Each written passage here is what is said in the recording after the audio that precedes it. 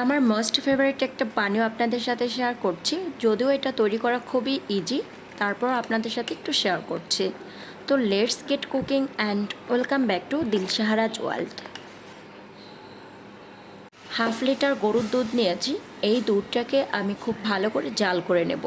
এটা জাল করতে করতে একটা পর্যায়ে দেখবেন দুধের উপরে কিন্তু মোটা ধরনের একটা সর পড়ে গেছে। তখন ধরে নিতে হবে দুধটা পারফেক্টলি ফুটানো হয়েছে। থামলাইন অ্যান্ড ক্যাপশন দেখে নিশ্চয় বুঝতে পেরেছেন আজকের পানীয়টা কি। সেটা হচ্ছে কফি। তো আমি এখানে গোল্ড ব্র্যান্ডের কফিটা দিয়ে আজকের কফিটা তৈরি করব। আপনার পছন্দ মতো যে কোনো ব্র্যান্ডের কফি দিয়েই কিন্তু এই কফিটা খুব ইজিলি মেক করে নিতে পারবেন। তো আমি 2 টেবিল স্পুন নিয়েছি কফি। এরপর সামান্য একটু কুসুম গরম পানি দিয়ে এই কফিটাকে খুব ভালো করে মিক্স করে নেব।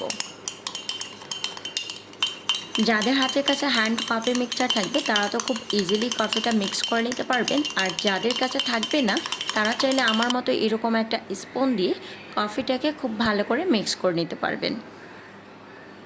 এখন আমি এখানে 3 টেবিল স্পুন নিয়ে নিচ্ছি চিনি। কফিতে আমি মিষ্টির পরিমাণটা একটু বেশি পছন্দ করি, কখনো কখনো এর থেকেও বেশি চিনি ব্যবহার করি। তো চিনিটা আপনার উপরে ডিপেন্ড করে যেমনটা চুজ করেন। এখন আমি এই কফিটাকে মিক্স করে নেব যতক্ষণ পর্যন্ত চিনিটা কফির সাথে প্রপারলি মিক্স না হচ্ছে। মিক্স করতে করতে একটা পর্যায়ে দেখবেন কফির কালারটা কিন্তু অনেকটা চেঞ্জ হয়ে আসবে। যে দুধটা আমি জাল করতেছিলাম সেখান থেকে একদম গরম দুধ নিয়েছি।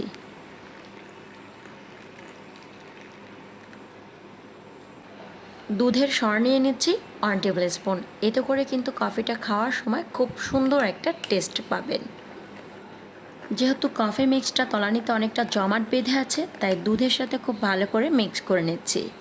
আপনারা দেখছিলেন দিলশাহারাজ ওয়ার্ল্ড। এরকম সুন্দর সহজ এবং সুস্বাদু রেসিপি পেতে অবশ্যই দিলশাহারাজ ওয়ার্ল্ডের সাথেই থাকবেন।